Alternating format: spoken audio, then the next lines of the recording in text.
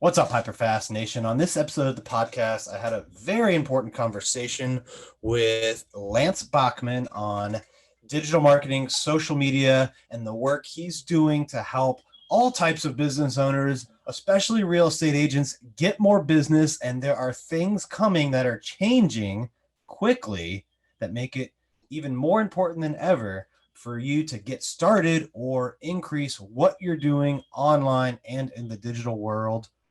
Welcome to the show, Lance Bachmann.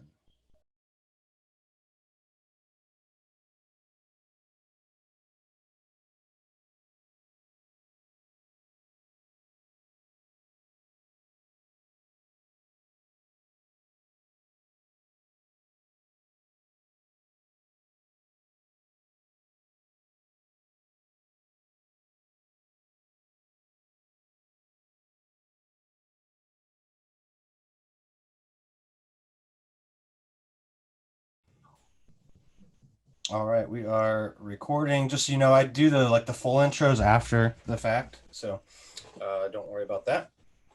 And we can get rolling. All right, welcome to the show today, Lance. How are you doing? I'm great. How are you? Good, good. So Lance joining. Good. Oh, go ahead. Thanks for having me. I'm sorry. Yeah, no, thank you. It's always a little different doing these so much on Zoom, with the delay and all of that. So it's not as great as in person, I think, but allows you to connect with a lot more people.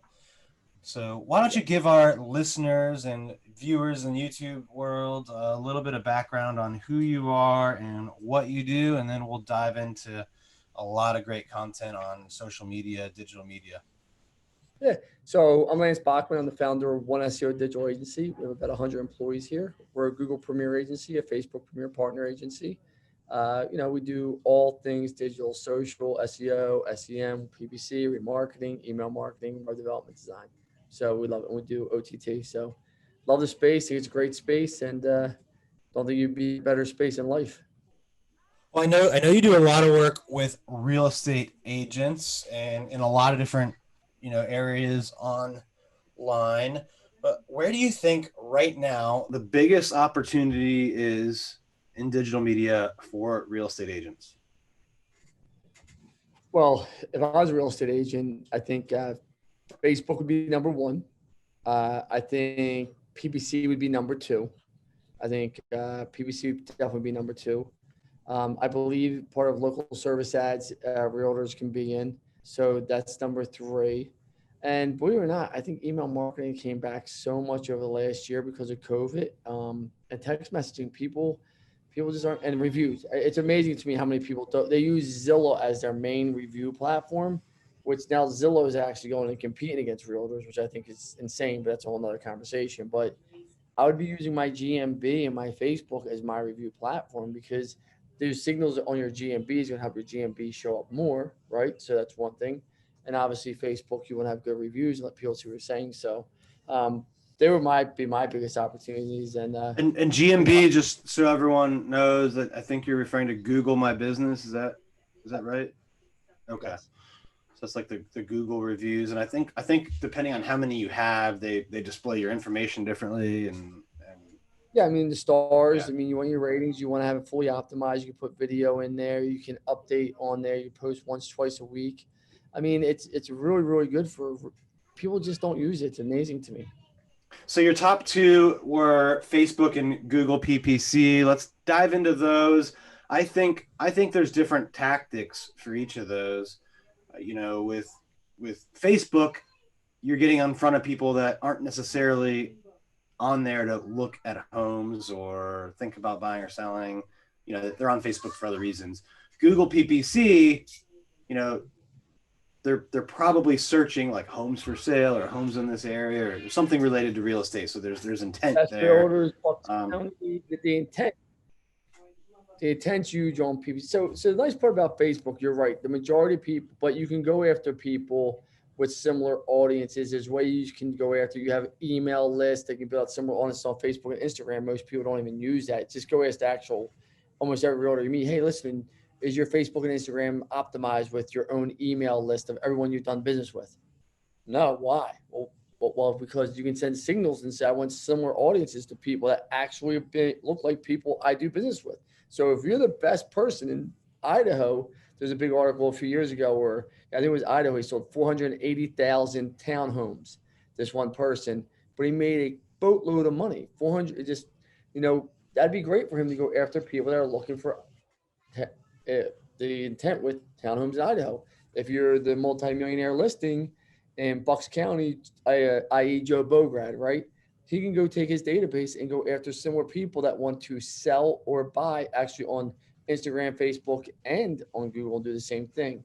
So I think you can really hit an audience and boost people and say, let me really get my niche market down and build my brand. And obviously Google PPC, you can do the same thing, but that intent is so high when someone's looking for best realtor, best high-end realtor, best multi-million-dollar listing realtor, all these keywords, or best realtors just in Fishtown or wherever it may be to sell my home. I mean, if you're not there, you're not there. I mean, I said to everybody, you're either there or you're not. So you pick what you want to do.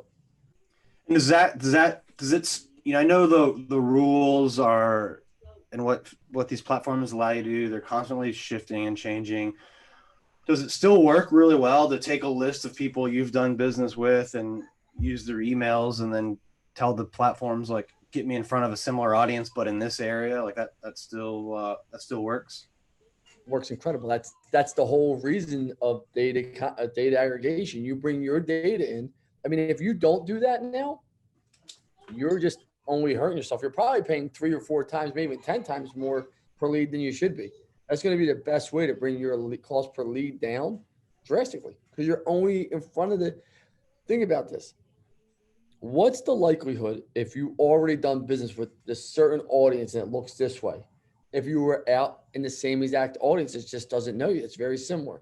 Are you more high is it more likely that they'll do business with you, or less likely? Probably more, because people similar to them have already done business with you. Yeah, I mean that's a pretty powerful tool that probably not as many people that should be are taking advantage of it. Less than 1% of all advertisers do it. Wow. They just don't know. They don't know. They think they know. You got to remember, when it comes to social media, a lot of these people want to go bring these kids in for 40, 50 grand, 35 grand, have them in house because it makes them feel good. They're generating the little post. They didn't misspell their name. They know their business a little bit better than, say, an agency would. And they have the control, I'm going to pay you, so you're here. But they don't realize they're really getting no results out of their digital marketing. Why? Especially social media in-house. Why is that they would get no results or little because results? if you just post organically on Facebook and Instagram, besides your immediate network, it's going to be very hard for you to get people outside your network. And sooner or later, unless you're a Mike McCann with a huge, everyone knows Mike McCann in Philadelphia. Everyone knows Joe Bograd. Everybody knows Chris Summers. Like, they're your go-to people. Like, that's like Michael Jordan, Scottie Pippen, and I don't know who else played on that team. I don't know basketball that well. It's like, I give you examples like having Tom Brady, Bill Belichick, and Gronk, right? Well, everyone knows those players. It's the players that aren't known, and you're just starting out, and you don't have that big influence like those players. You got to build your influence. And the way you do that is by literally using your own channel, put paid money behind it, but hit your audience and audiences similar to you. Make things, because you gotta remember, when you sell real estate, it's a luxury product a lot of times. Most people that are buying homes are actually upgrading. There are people that are downsizing, downgrading, but the majority of people are actually trying to upgrade. So you're really selling luxury, a dream, things that people want to be interested in. I mean, it falls under the luxury category for the most part. So that's what you have to think about and say, if I can get people, it's creative, it's pictures, it sells. Do I believe realtors, the good ones, the reason why they make so much good money is because it's not that they sell you the dream home, it's they make sure the dream home deal don't fall apart. They actually get you to the closing table, if that makes sense. And they're good at negotiating. Yeah, so this is a way that the little guy, the unknown guy, the person starting out, they can almost have equal footing with the established person, or get in front of as many people or a different group, that might buy or sell a home. You could rise instantaneously in any market done correctly with Facebook, PPC, and Instagram instantaneously. And then you also mentioned email marketing has become important. So what do you mean by that? Do you mean like building an email list and sending out, Yeah, I think email campaigns, or I think is there something? campaigns prior to COVID kind of you saw it was on a decline. I mean, everyone knows that. COVID hit, and probably 60 days into COVID, it just started skyrocketing back up. People started because you couldn't go anywhere, right? You couldn't meet people, so people started reading more emails. People adapted to the phone model a lot faster, right? So, there's a lot of great results with email marketing as long as it's done correctly. You just don't send out your Sunday open house and that's it. I mean, those days are done, right? I mean, you just put a calendar on your website, let people see it, push it out. But if you could put 6, 7, 8 different homes in there, put some information in there, best employees, all this different information that goes in the emails.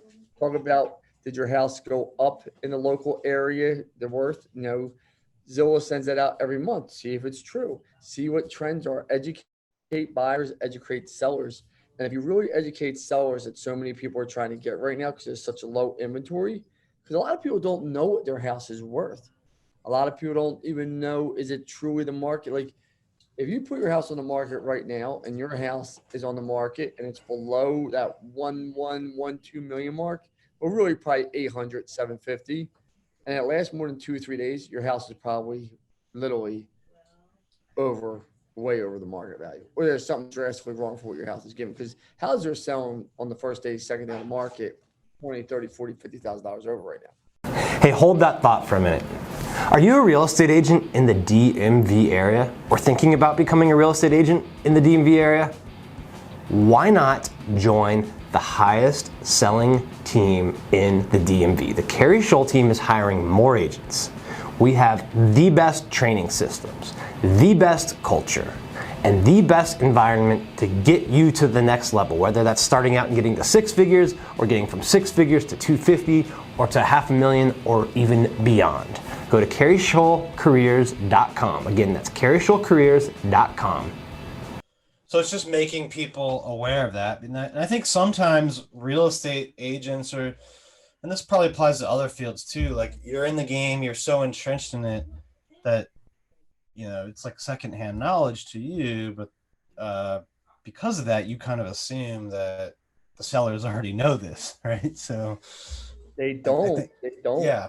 They don't. And I think the one thing that you hear the great realtors say, the Bograds of the world, the Mike McCanns, um, I'm gonna leave those two guys, right? I think they're probably two of the biggest and best realtors out there in the city of Philadelphia. So I'm gonna leave the Philly, right? We'll leave it there. And they always keep saying, I gotta stay relevant. How do I keep myself in front of everyone? I gotta change things up, constantly doing things differently. And they get it, right? Because really all they are and their teams are marketing machines for them. We're just literally get the luxury of helping drive that car a little bit. Make sense? Yep. But you got to stay in front of your audience and audiences similar because you want your audience to keep growing. And that's how your referrals are going to grow. When people are ever in a bind, they literally will say, who would you recommend or whatever? And they say, what about your friend Mike? What about your friend Joe? And well, yeah, because they see their battle tested. Makes sense. It's the realtors that only show their closings on social media. Well, that's not going to work. You should be going live and showing your houses and letting everyone know what you do. It's a big gap between the people that do it well and the people that do it really bad. There's a big gap. What what frequency do you think people should implement, the email campaigns? Like how often should they be hitting up their database?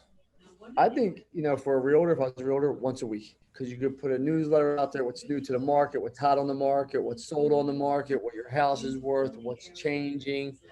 Give tips about home remodeling. Hey, listen, bring someone on, have them talk about what windows cost on a 20-year-old house, or your HVAC system gets replaced every 8 to 10 years, even though you have a 15-year warranty. It's going to cost you more in maintenance. So educate people through different things that make them, because homeowners, especially with DIYers now and everything else, they get a lot of information everywhere. If you separate yourself, do that. Talk about interest rates and let people know about what refinancing options they have.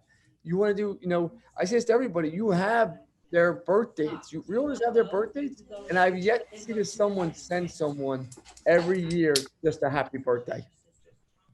You have their information. You took them to closing. You know their birthday. Happy anniversary on your closing. No one does it. Yeah, no, it's like the little things that I think make all the difference, and people either don't do it or they do it like once and then they get inconsistent. They don't get immediate results. Right? And this is for almost any like action. So then they stop. Instant gratification. We live in a world. This is what I say to everybody. We live in a world of Tinder, Grindr, Bumble, Uber Eats, DoorDash, Airbnb, Jet Set, right? I mean, everything you can do by this device in less than a minute and a half, 2 minutes, Amazon. And the world is so used to it now. People say, oh, well, it's just the millennials. BS. I'm 47 years old, and this is what I live on. My wife lives on this, right? So when you think about that, but the problem is business owners and realtors, everybody else wants instant gratification, and they wonder why they never get success, why they never take it to the next level. They don't realize at first when you're putting content out, a lot of people aren't going to see it. Then some people like your content. It's being steady, consistent. Some things are going to be hits. Some things are going to be misses. Use the data, see what people engage with, produce more content like that. But yeah, the majority of people just want instant gratification, and that's the biggest problem. Well, another thing I heard recently on another interview I was doing was that the rule of 7 is now the rule of 21. And I don't know if they have like actual data to back this up, but I guess it used to be it would take 7 times for people to see an ad before it made an effect, or you'd have to ask for the sale 7 times. And now, because of that instant gratification, our constant scrolling on social media, they said it's become the rule of 21. Like you've got to get something in front of someone like 21 times on average to get them to take action or to even be aware. I mean, I think, I would believe that. I'd buy that because I don't think it's because that, I think they're probably went from 7 to 21 because so many other people jumped in with similar products, similar services that they're seeing in those ads also everywhere. And that content makes sense. So the more so if someone else is using the rule of 7 and you're using the rule of 21, well, of course, if I pound you more and see you more, that's going to be more. Someone said to me, every time I open up Facebook, Lance, I see you. I said, and they said it was tiring. I said, well, then just stop following me then, right? Well, no, I like content, right? I rather have that where someone says every time I go somewhere, I see you. Well, I hope that's the case because that's what I do for a living. I want you to see me. If you know who I am, my name is Lance, my last name's Bachmann, and I have to tell you what I do for a living, I miss the mark on everything I do every day. So I shouldn't have to tell you. You should know. Well, and I think another point to add to that is if you're relying on organic, you've got to put out a lot of content because most of your audience, even if they follow you, they don't see your post. It's like I don't know, like 5% or something. It's not a lot. 3%. It's 1 to 3% of all your posts will be seen. But hey, hold that thought for a minute. Do you want to take your real estate business to the next level? If you do, there's no reason to go it alone. Learn from people who've been where you want to go. Carrie and I have sold billions of dollars in real estate. We've netted over 7 figures for 7 years in a row now, and we want to see if you would be a good fit to work for us. We don't work with a lot of people, but we want to give you a chance to get on a free strategy call to see if we can help you get your business to the next level. Go to hyperfastcoach.com and apply for your discovery session today. Again, that's hyperfastcoach.com. And the algorithm works in so many different ways based on political views, what other people you liked, what you don't like, what you overpass, some of the websites you go to, the ads you click on. So they're trying to use the data, right? and then the people that scroll by you, people that might not like you. So all this information they use, right? And why wouldn't you put $50, $100 behind an ad, of good content, $200? I mean, it's no brainer. And the one thing I don't see many realtors ever do is boost stories, is put money behind stories, which is amazing to me. I mean, if you look how many people scroll through stories, I mean, it's insane. I mean, I watch my stories. My story on Facebook a story will get 500 to 1,000 views, right? That's just my personal Facebook page, 500 to 1,000 views. That's without boosting it. Without boosting anything. Okay. Right, just organically. If I boost it, it will get 10,000, 20,000. I mean, that kind of. So we just did my wife's restaurant's reopening, right? We just got the grand opening date. I shot a video last Friday about bringing this partner on.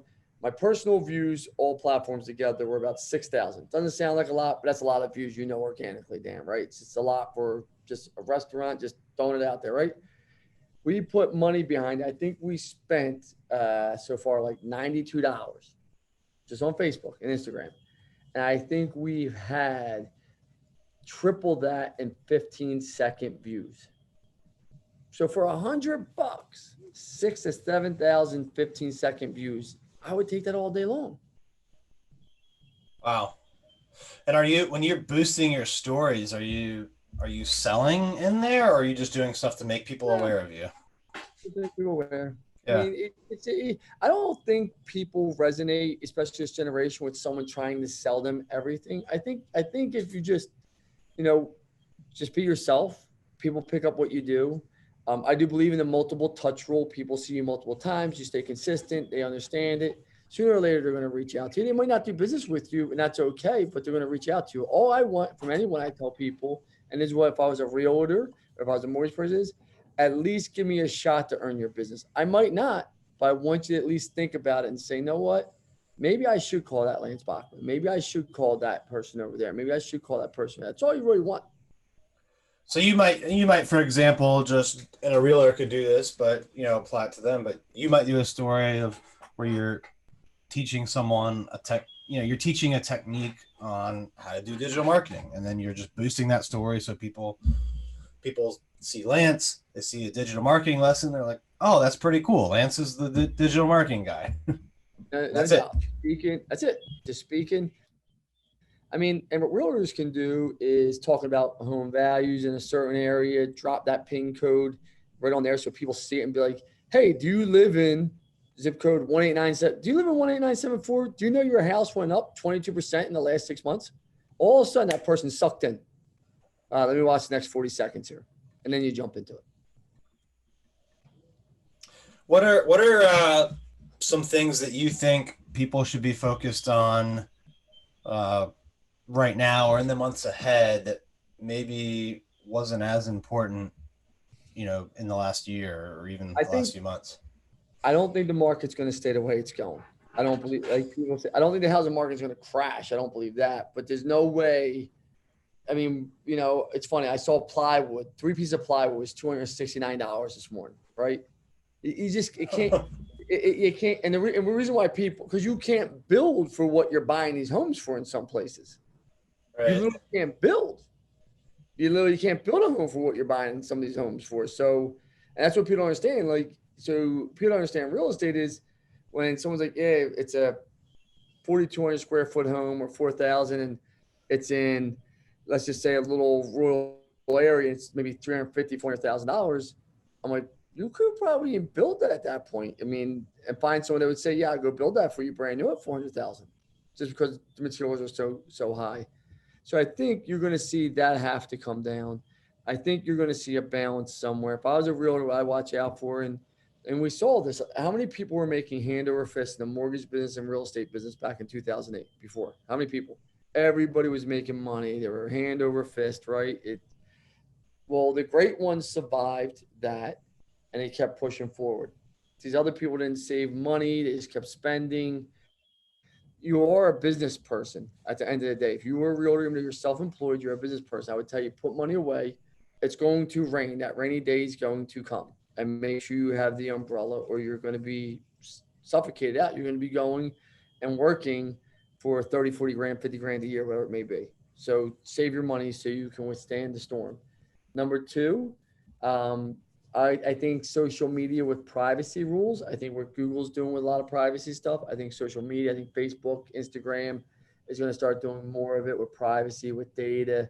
I don't know how long you're going to be able to target. Like, I mean, Facebook and Instagram has stripped away a ton of targeting options already over the last 2-3 years. And Apple's kind of pushing back on a lot of people too and putting stuff on the actual phone that I think is getting more people to opt out. Or that's all revenue deals. What people don't understand about that is Facebook and I was the vice president of YellowPages.com. We were actually on the first Apple phone. YellowPages.com was the app. We paid them for that, and then we did a revenue share with them after that. Makes sense?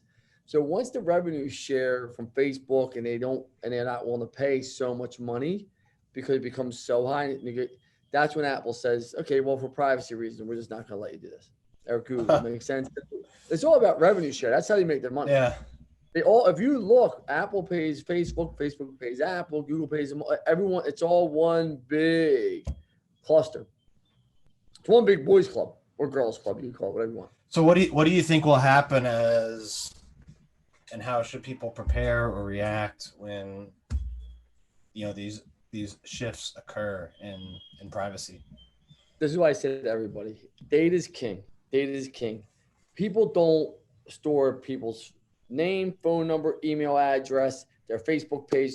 You want all the information from every client you have so you could put that all into your CRM, whether you use HubSpot, whatever tool you might use, that you can use signals blindly against them because they're going to still allow those type of things. Make sense? But without that data set of 1,000 people or more, you're done. You're flying blind. And the reason why people get destroyed is because they fly blind in digital marketing. You cannot fly blind. You have to look, you have to see the jungle, and you got to be able to navigate through it because it's going to get messier and messier. So my number one rule to everyone is get as much data you can from every single person that calls you. The people that become clients have that, and potential clients having a different database. And this way you can put them together if you have to for some signals and keep them separate for other signals.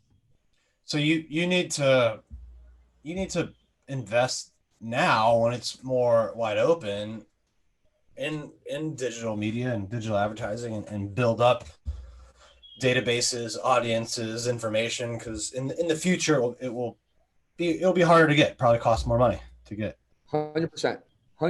And I don't know why. This is my thing for when you spend so much money, you put so much effort into getting people's data. Why wouldn't you use the data? Number one, why wouldn't you keep the data? Number two, and number three, get the damn data, not just their phone number and name. Yeah, and then and follow up with them too, right? Like, a lot of times I get this a lot from the real estate agent world. They say, I did this advertising, I got these leads, they were no good, and people just don't give it enough time. So I'll tell you a funny story. So, and it's not to do with real estate, just shows you how people don't follow up and don't get things done. So I was down in Wildwood. I went to get a golf cart for my kids, right? So we drive around there, right? So I went to this place. It's called like South Electric, whatever, South Electric Jersey, whatever it's called, right? I went there. I spent an hour with the sales guy, like an hour. Like you get an hour of my time. He's supposed to call me Monday morning for this golf cart. Never called me. By 11:30, I called him. He said, I'll call you back this afternoon. Give me an hour or two. Never called me back. This morning at 8:45, I'm driving in. This guy, Brett, calls me from, hold on, let me look it up here because it's like Moto Odo or something. They do custom things, right? So I said, all right, they do the same exact. A golf cart's a golf cart. I'm not being rude, right? I mean, let's be here. I mean, I'm not going to overthink buying a golf cart, right? I mean, this isn't a huge big purchase. It isn't going to be life changing, and it's a golf cart. So I said, how much is the golf cart? He said, we customize everything. I told him what I wanted in the golf cart. While I'm driving, he has to quote to me as I'm driving. I said, okay, so what's your interest rate on this? Because I want 0%. I'm not buying. He said, no problem. Let me do your credit as I'm driving. By the time I got to my office, the right signature was in my inbox for me to buy. I signed it, moved on. Said, okay, my wife's Emily. You'll deal with my wife here. She'll help you design colors, everything else. Thank you so much. We're done. So this person called me. Now they were open on Monday, which I will take a shot at them for that. I filled out the form on Sunday. He didn't call me till a day later, but still, when I said something, he's like, "We're just so busy." So people think they're so busy, busy, busy, but you're busy a lot of times with people that aren't going to convert for you. So you got to navigate the waters real fast and say, are you serious? Are you not serious? Let's make this happen. I'm going to give great customer service, but I also have to give great customer service to other people. And this gentleman did that. I mean, he literally, once you get someone's attention, you can't lose their attention because somebody else will get their attention and keep it. To your Yeah, point of follow up. I think that's a great point. How specifically are you helping real estate agents get into digital marketing, or if someone's, not doing it and wondering, how can Lance help me? So What do you do for agents? everybody comes to us. What we do is we sit down. It's more of a consultative approach. What are you doing now? We'll look at it. We'll tell you what you're doing, good and bad. What's your budget? This is what we do with your budget, and then we roll it out. Maybe it's SEO, PPC, remarketing, social media, email marketing, video, whatever it may be. That's what we'll do. But it's once an agent comes on board with us and they're with us past that 4 to 6 month period, they'll be with us for years. Like anything else, as you know, Dan, with digital, that everyone, once again, instant gratification. Listen, I tell everybody, look outside there. That's my office right there. I got human beings in there. They're going to make a mistake, right? If you're going to fire me for one mistake, there's nothing I can do about that. Life happens. Everybody did something wrong on a test. But we forget, people get so worked up over things that they shouldn't get worked up over, which I understand.